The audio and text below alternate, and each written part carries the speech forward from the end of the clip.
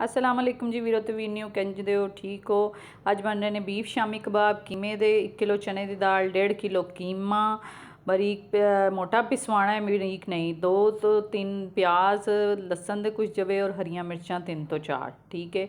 और जी मसाले जाएंगे विच नमक मिर्च हल्दी पिसा धनिया और कुटी लाल मिर्च और सफ़ेद ज़ीरा पिसा गरम मसाला एंड ते पावांगे जो कीमा गल जाएगा जी। है प्याज ते सारा कुछ ये लुद दो मसाले सुट दो तो तकरीबन 2 तो 3 गिलास पानी दे पा के पकन रख दो। जो हल्का अद्धा कीमा पक जाए तो ये फिर हुण चनिया की दाल तो गरम मसाला पीसिया होया थोड़ी जी काली मिर्च पीसी हुई पा दो ताकि जब शुरू च गरम मसाला पा दोगे तो जी रंगत काली हो जाएगी यदि पक पक के ना एंड ते पाना है बिल्कुल गरम मसाला। और जी जनाब जो दाल बिल्कुल मैश हो जाए तो चॉपर च पा के पीस लवो।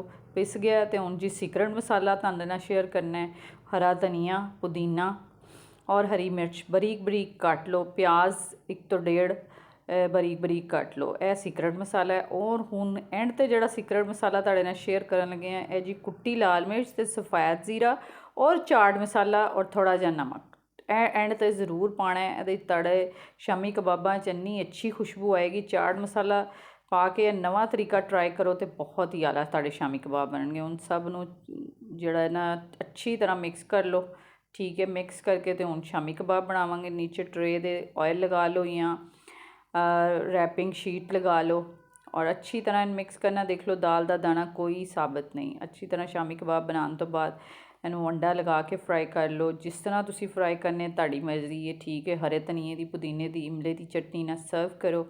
शानदार शामी कबाब बनाओ तो कमेंट बॉक्स ज़रूर दसना कैसे बने सी। ते दुआवां च याद रखना अपना बहुत ज़्यादा ख्याल रखना। अल्लाह ताला सब के रिज़्क़ में सब के खानों में बरकत डाले जायका डाले और इन्जॉय करें। जज़ाकल्लाहु खैर। Subscribe to my channel. अल्लाह हाफ़िज़।